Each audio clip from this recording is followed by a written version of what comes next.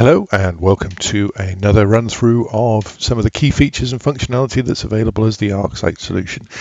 Today I'm actually going to dig into Logger and more importantly dig into the search and pipeline capabilities that's available. This is a common question and an issue that's brought up with regards to how do I do searches, what can I use searches for, searches are slow, why are they slow, and so on.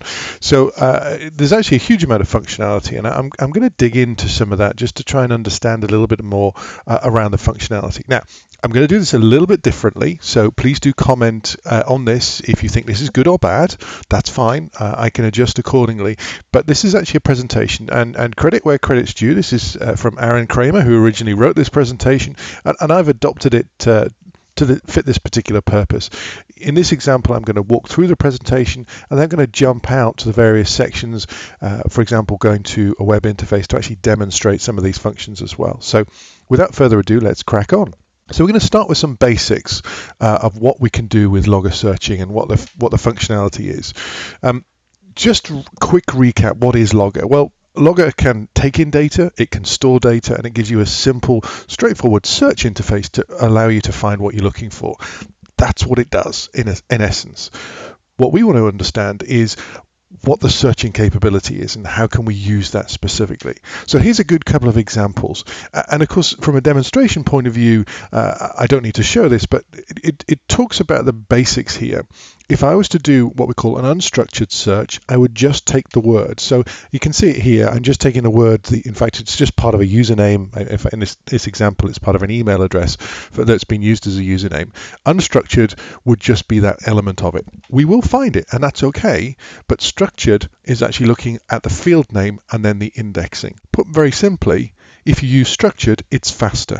So what we're trying to do is we're trying to use the indexing of the fields to drive the capability, to drive the performance. So just bear that in mind with regards to the basics of simple searching. Just using the straight unstructured data will never quite be the fastest way of doing things. But of course, the next question is, well, what fields are indexed and what's not indexed? So let me jump out to the web interface very briefly. What we can do is I can just do the take me to and just do default fields. And there we can see all the fields that are available within Logger itself. I'm not going to go through in detail for each one, but what you can see is that all fields are indexed, absolutely, but we have a specific set of indexing that's available for high-speed searching. We can see that it's clearly marked. We can also, as I scroll down, we can see that there's other parts that are super indexed as well, which I'll talk about that in a minute. But I just wanted to illustrate that as a capability there, that those fields are specifically indexed for the structured searching against those fields. You also get this capability in the drop down as well, and you actually see that. So if I jump back to the interface, let's just go back to the search capability. And if I just start typing a field name, for example, source, it's going to give me some recommended searches and it's going to give me some hit numbers against that. So it's pre-searching this and understanding the data, but it's also going to give me the field names as well. And it's going to tell me what those field names are, and remember the colors. So dark green and light green, it's going to give me some relevant information to do with whether it's just high-speed indexing or whether it's super indexing in there as well. But what about some of the other aspects of this indexing? Can I add additional fields to have that high-speed indexing against key fields of information I want to do searching for my use case, for example? Yes, you can, and that's okay, but too many and you may slow down the indexing on ingestion, so just bear that in mind.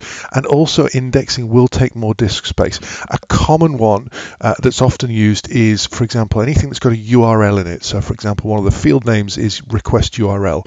A URL could be short, it could be extremely long. So again, if you're indexing that, it's going to have a larger impact around that. It's going to have an impact on the storage. It's going to have an impact on the indexing. So just bear that in mind with regards to adding those additional fields. And once you've added it, it cannot be removed. So just bear that in mind as part of that. It's detailed in the manuals, and I'd encourage you to look at those. There's another aspect that we have within Logger as well, is the ability to use what we call storage groups, and we can define those storage groups. It comes with 2, you can have up to 4 more, so you can have a total of 6. By default, there is a storage group that's in there that's the internal storage group where internal events go.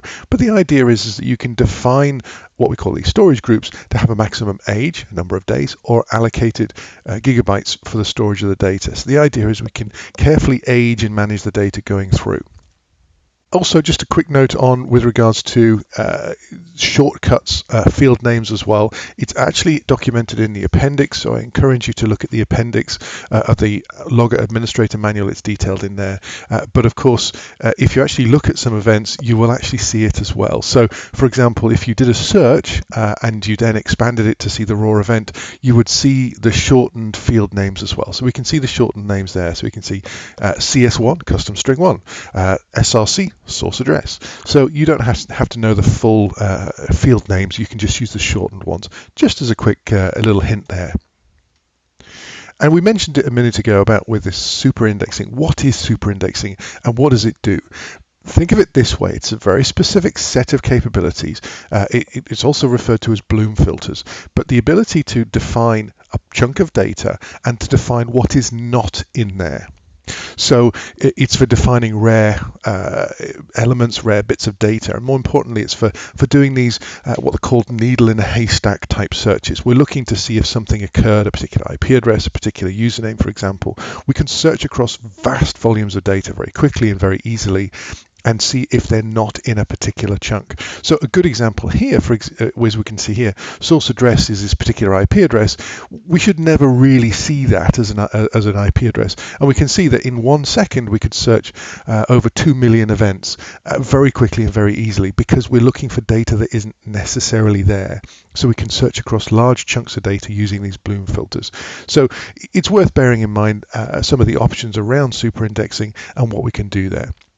I'm actually going to cover more around super indexing and how we can look at searching and how we can build searches up in another session.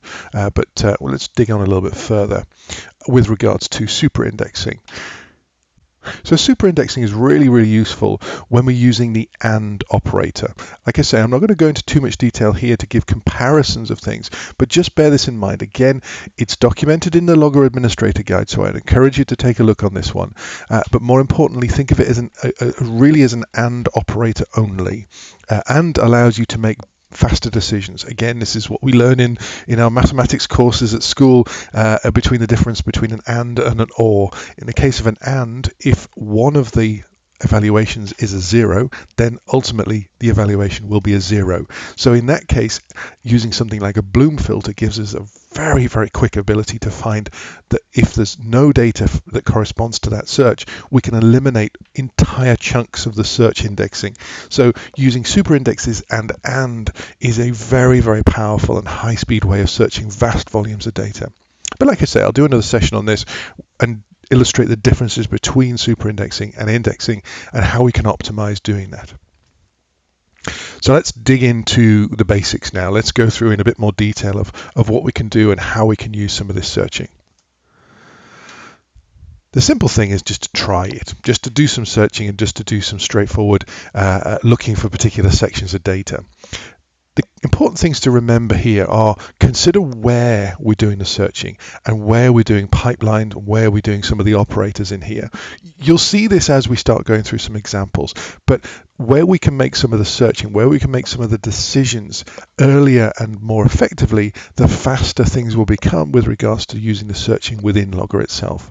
So, for example, if you do a structured search on a field, as I gave the example at the very beginning, that's going to be the fastest. If you just have a blank search box, it's going to search all fields across all of the events.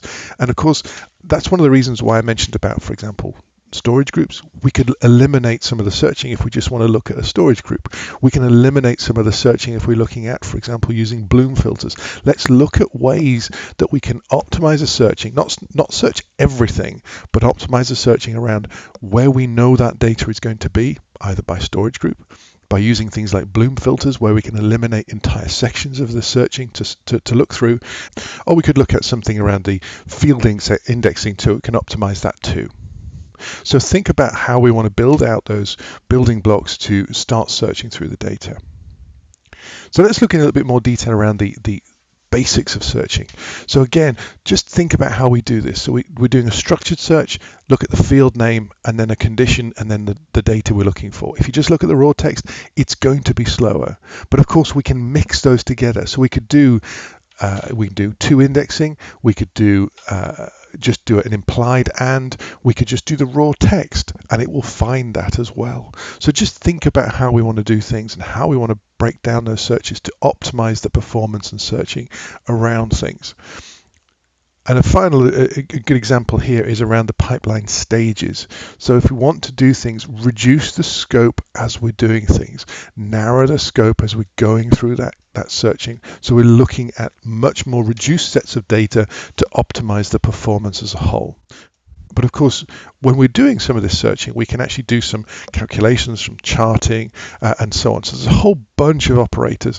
That's not a complete list these days. Certainly the latest versions of Logger will allow you to do much more with that. And I'm going to go through a couple of examples of how we can use that as well and how we can do aggregation, evaluation, graphs, and so on. But again, think about how we want to do things from a searching. I mentioned it earlier, but of course what we can do is we can start really looking at searching in particular storage groups, in particular sections of data. So for example, we could just do that now and go jump through to this one and just do underscore. And what it does do is it actually gives me the ability just to see the previous search that was run. And hey presto, I've done a search looking for the top device event class ID. So the type of events, the unique reference for those events, and I'm only doing it in a particular storage group. So suddenly that's nice and quick and it's effective, and I can just show that's only relevant to the internal storage events that have been generated by Logger itself. So I've reduced the scope, I've made it nice and simple, and I've given a very simple chart as a result. So consider how you want to do some of the searching. It does make things a lot easier. Consider what we're doing as part of the searching as well. So consider what we're doing as part of the searching as well. If we can, try to reduce the number of comparisons that we're doing as well. So we're trying to eliminate and trying to do field-based searching, absolutely. What we want to do is we want to try and eliminate how many searches we're doing as well. So if there's something that's not needed, then don't do it. And if there's something that we can eliminate as a search condition, let's eliminate that as well. More importantly, think about what we're doing as part of the comparison as well. So again, just recapping briefly here, if you just did a raw unstructured search, that will get the data, that's okay. But doing device vendor equals Microsoft will be faster. And of course, if we're doing a particular comparison, so this contains, now it's doing a open search within that field as well. So that will be slower with regards to how this is searching. So think about how we're doing some of the searching, what operators we're using as part of that capability, and the order that we're doing it if we can eliminate some of the search criteria. But of course, what we can do as well is we can do some of this based on regular expressions as well. So we do have an operator that allows us to do this. We can do some of this searching on that as well. So if you do need to use regular expressions to pull out field information, we can do that too. And I've got an example of that later on. One of the other really useful aspects that we got within Logger is the ability to do evaluations, to do calculations, and to do a Boolean expression as well, effectively. So what we could do, for example, is we could look at and doing an evaluation of the total bytes in and out, for example. So we can look at the bytes in and out that come through from a firewall, for example, and give a byte total and use that and put that into a chart. We could do an evaluation and do string concatenation. And we can also do an evaluation and assign particular sets of information to a field or to an event as well as part of this. So here we're looking for the behavior, and if a behavior is a particular type, it's fine, but if it's not, we can evaluate it to be something else. So again, we can be very sophisticated with how we want to do that calculation as well. Just a quick comment, one of the features that's available within a logger is to be able to do peer searching. So use multiple loggers and search the data across that. Be careful how you use this. There are some very, very high performance capabilities that we've got within the latest versions from 6.1 and later. So I do encourage you to use those versions. But what I would always encourage you to do is use field sets. Now I'm going to talk a little bit more about field sets later, but I use field sets to eliminate the amount of data you're searching through. By doing so, eliminating the field you're going to search across, it makes searching much, much faster as well. So if you don't need to search across all the data, don't do it, just as I talked before about doing unstructured and structured searching. Again, if we can use field sets to reduce the number of fields we want to look at, let's do that too. It will dramatically improve the performance of peer searching too. So we get an early example of doing some searching around some of this with regards to just eliminating things down to a particular storage group, as we can see here, and then just doing a count of that. And that's great. Now, in this example, I can show you here that we're just doing a number of events generated by the system and how that's reflected across per day. So it's very simple for me to do that. I can reduce the number of events I need to do the searching on based on the event on the storage group, and then do a count of the daily information over the particular daily sections. So it's very simple and very effective, and we can see the event information there. Just a little quick comment around, and we'll see this when we actually look at some of the log data in a minute, what we call ROS or WOS. So ROS is read optimized search, so that's using an indexing, and WOS is write optimized search, and that's doing an unindexed search. So again, think of this how we're doing field searching, non-field searching. It's much more relevant when we see the log data and how we're doing some of the searching and how we can optimize some of this as well. So just bear that in mind with some of the terminology here. In the particular case of Logger 6.1 and later, we're using the core version, so the underlying database technology, it's version 2. It's been heavily optimized for some of its operational capabilities, but just use that in reference. Let's have a quick look at some of the cool stuff that we can do within Logger. What we can do is we can do some searching and some indexing and some evaluations and so on. That's great, but what we could do is we can also do some evaluations against lookup lists and do some clever things with that as well. So I'm going to go through a couple of scenarios here of what are the options. So let's look at lookup tables specifically.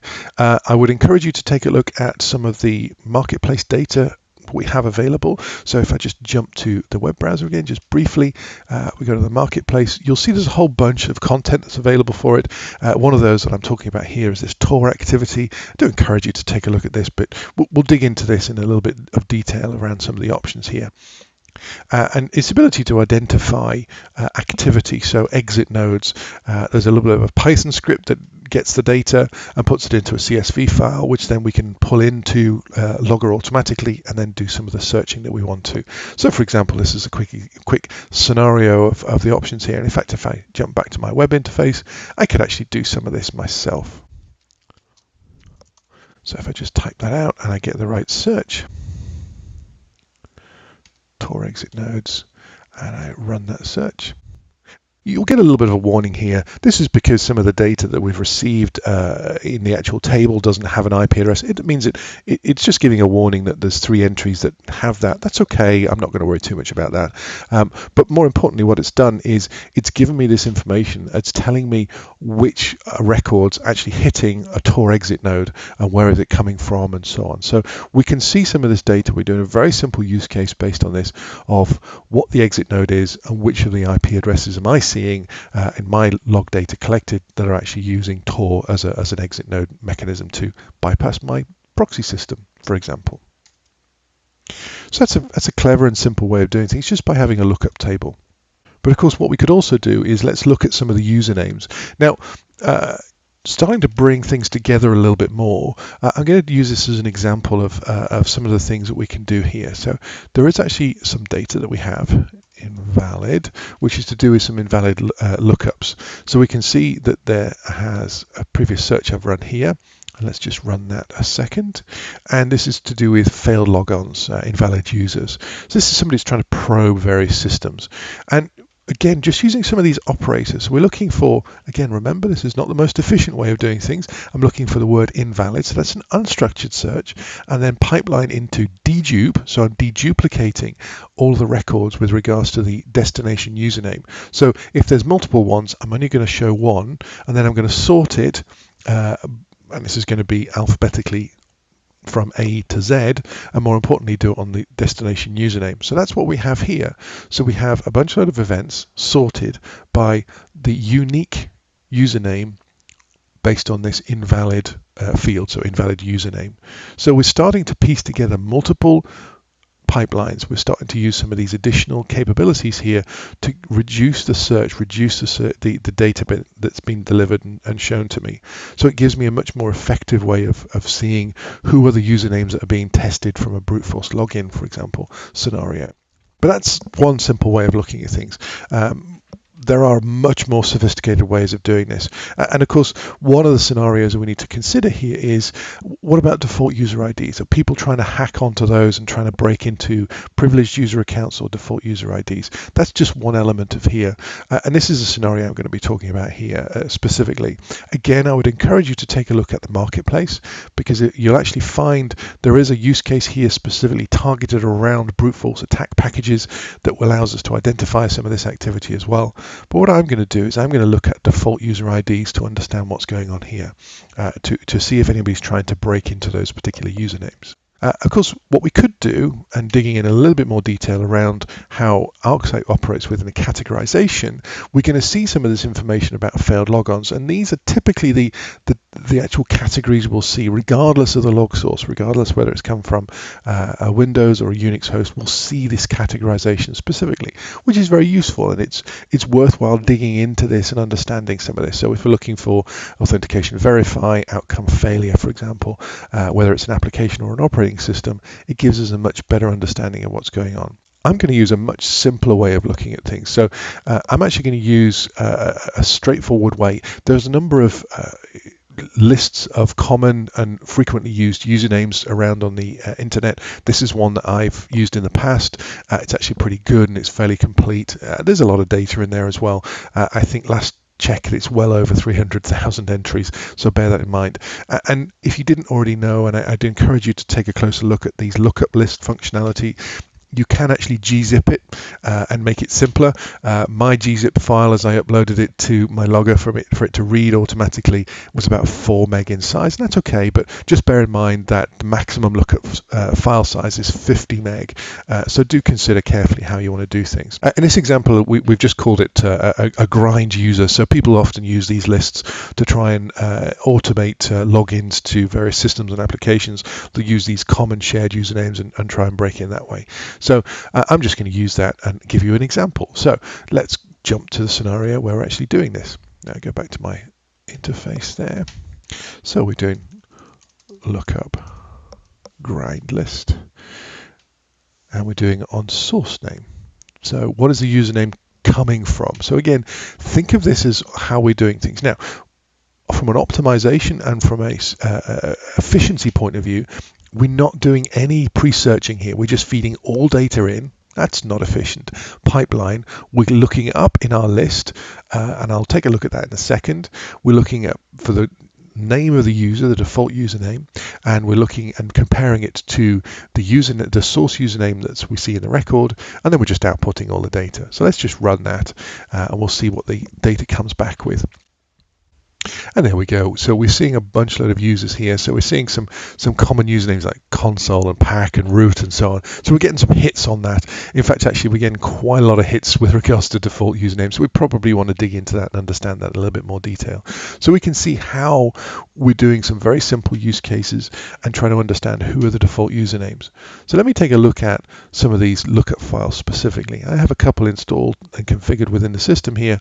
We can see the grind list here. We've got over 200, well, nearly 300,000 entries here. If I just look at that, we can see the data, and actually we can refresh that data accordingly.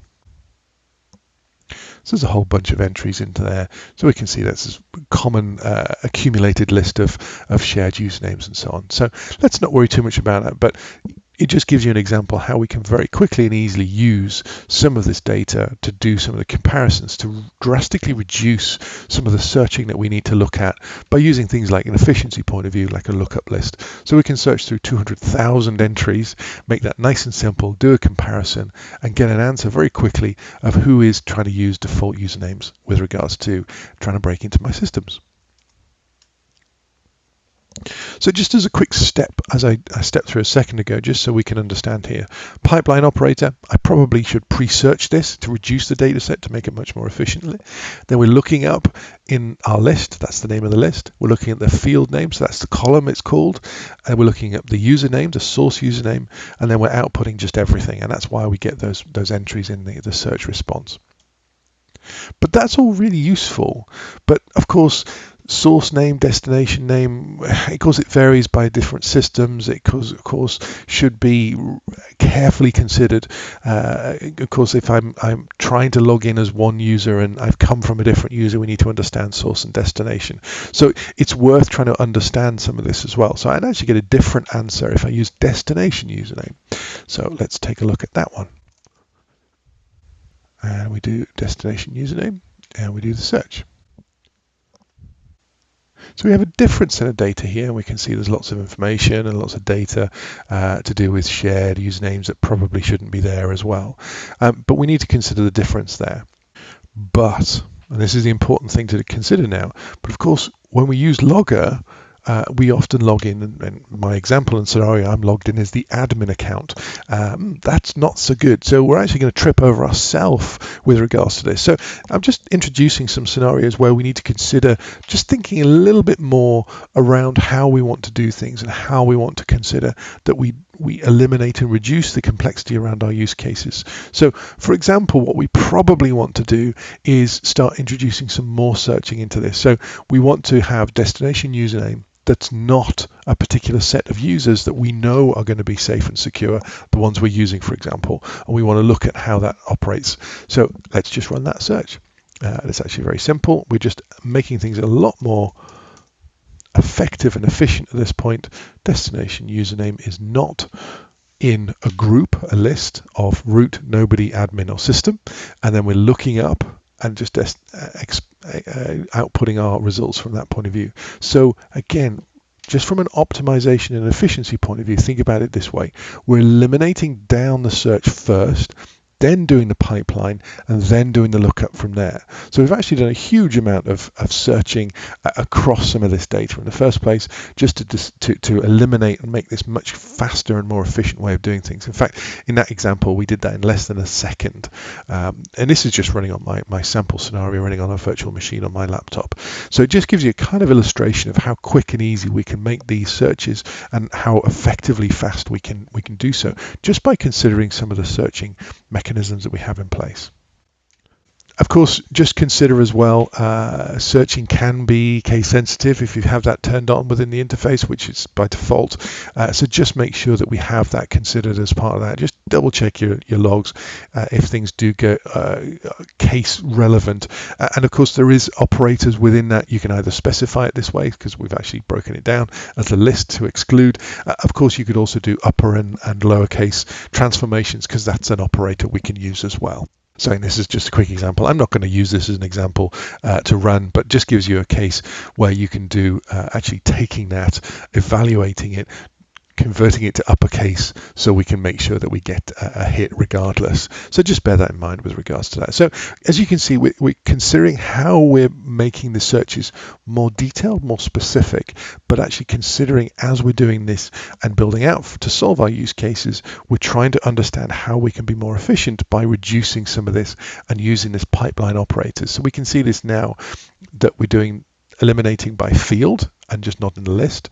Then we're piping that into an evaluation to convert things to uppercase, and then we're also then using that here to make sure we're hitting all of the hits in the actual list here to do the lookup against the common usernames. So just consider how we're doing that searching and how we're breaking it down. There's plenty more operators, and I'm actually going to touch on a couple now that we can start using these to address security use cases. So I'm not going to go into the details for all of them. I'm just going to pick on a couple here to do with length and URL decode. So let's take a look at some of these specifically. So first off, I'm actually going to do the first one, which is device vendor. Let's just run that one for a second. And what you get here, just when we're considering things, we're doing, again, from an optimization. Let's look at particular log entries, pipe that into an evaluation of an integer of the length of the request URL, so the URL field and how it's been displayed. And then we want to sort that decreasing by the length. Well, what does that do? What that means is that we have these request URLs and the length, and it has it sorted downwards. So we've got these very long URLs that we're seeing here, which could be valid. So in this case, we're seeing it's msn.com. So it's probably valid, but we're also seeing a bunch of other stuff that probably isn't valid. So that looks extremely suspicious. So we probably want to be looking in and trying to do some additional searching around this to understand if this is a suspicious communications or not. The other one as well was to do with the decoding, which I'll come on to. So that's the example with regards to the length. So we've talked about that, and it gives you a good example of how we could look for extremely long lengths of URLs. But the next one is around the URL decode. And let's take a look at some of this as well. Let's just run that search. So now we have a decode of the URL. So in a lot of cases, this will be very simple and straightforward. So let's just take a look at some of these fields here. And we can see that for most cases, we're just doing a decode and it's the original URL. So in those cases, we probably could do another search in here and actually eliminate and take those out. What we can see here is that some more important stuff here where somebody's trying to use these encoding elements within the URL to hide what they're trying to look for as part of this. So they're trying to use directory traversal or specific types of attack. So what we can use, we can look for a particular set of URLs. In this case, I know they're under this accessed URL from a proxy server. In this case, it's Cisco PIX. We can do an evaluation to decode what the request URL is and actually decode and show it. So we can see that these are most likely some probe attacks to try and do some directory traversal or specific type attacks. So again, it's worthwhile understanding and digging into those and using this kind of function capability to start understanding how we can see some of that URLs and how we can start addressing those with use cases as well. So it's just a very quick look at some of the scenarios that we could use to start use some of these operators to address security concerns. Another thing that we can do is we can do simple things like subnets as well. So this is something that was introduced relatively recently. So again, we can do it by CIDR notation as well. And we can also do wildcards as well. So I'm actually just going to give a very quick example of this. Just do source address, do the search. So we can do an OR, we can do in subnets, we can get all the data. And in fact, here we go. We can see all this data is displayed as part of this. That's very simple and straightforward. We can see they all come from a particular source address and we can see the information there. So we can use subnet, we can do all elements of that. We can wildcard it as well. So let's look at some other advanced operators in a second with regards to regular expressions and so on. But one of the things we often get criticized for is search is slow. And of course, it's worth just understanding a few things of how it's going to do things. And we've talked about some of the optimization of how we can do some of the searching by breaking it down, using structured searching, using operators to reduce some of this, to look for particular sections, using things like lookup lists to drastically reduce some of the overhead because we've very, very highly optimized around looking through vast volumes of data very quickly and easily. But of course, what we could do is we can make sure we understand the events in and out that's coming out of the system as well. So we can see events in, it's only very low because it's my test environment. We can also see the events out as well. So just consider that as part of that. And of course, how much data we are actually ingesting and processing and indexing. So examine the search terms and what we're doing, how we're doing things, break it down into smaller searches. Break those down into smaller time ranges. I'm only doing a 10-minute time range, and that makes it nice and simple. If you want to do a day time range, that's when things like eliminations of the data response becomes critical. So a good example of doing that is using Bloom filters or these super index fields to eliminate entire sections of data. If you're doing it over a day or more, then we can reduce those from that search range. So I really recommend really digging in and understanding how we're doing some of this and how we're breaking it down. Let's have a quick look at some of the under the covers. Now, again, there's going to be another session on this with regards to digging into this and troubleshooting and identifying some of the problems and where we can see some of the issues. But it's worth considering that you can actually get to some of the log data. And I'm just going to briefly show some of this here. So if I just do a tail of that log message there, so you can actually see it. It is available, and I should just do a tail of that. So we can see within the log messages, we can see how it's doing some of this. And the reason why I mentioned this ROS and WOS decision earlier was read optimized or write optimized.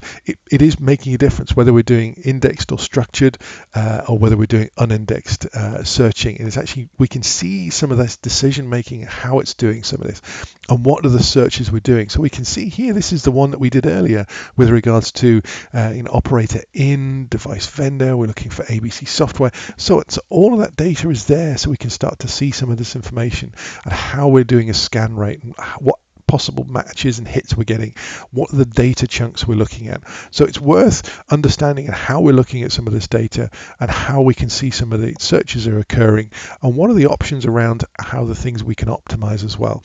So it is worth looking at some of this and trying to understand the log messages of what we're seeing as well. So if we're seeing large data chunks, we're seeing lots of data being processed, then again, going back to our optimization, thinking about how we can reduce those data chunks, reduce the searches, reduce the amount of data we're looking at, the time range and so on, using things like Bloom filters, super indexed fields to reduce the range around the data we're looking at. Here's another quick example that we can see. So we can see with some of the searches, we can see how we're doing some of those searches.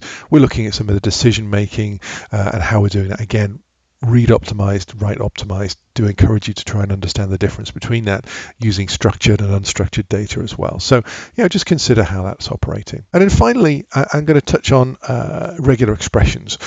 We can use regular expressions within it. I don't fear it. Don't stress too much about some of the functionality that's available. This very, very brief overview. I do encourage you to reach out to various training courses. There's plenty on the internet. I'm a big fan of Regex Buddy as an application, as a tool to help you learn how to use regular expressions as well.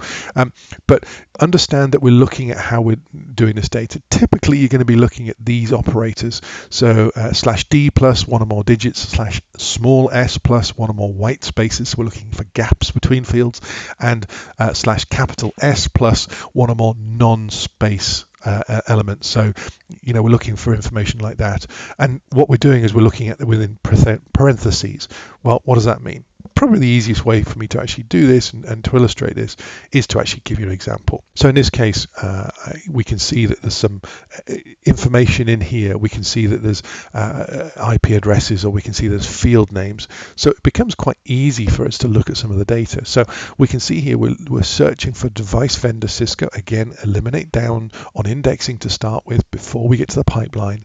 Then do the regular expression in our inverted commas. We're looking for a particular set of data, DST equals. Remember, we just saw that a second ago.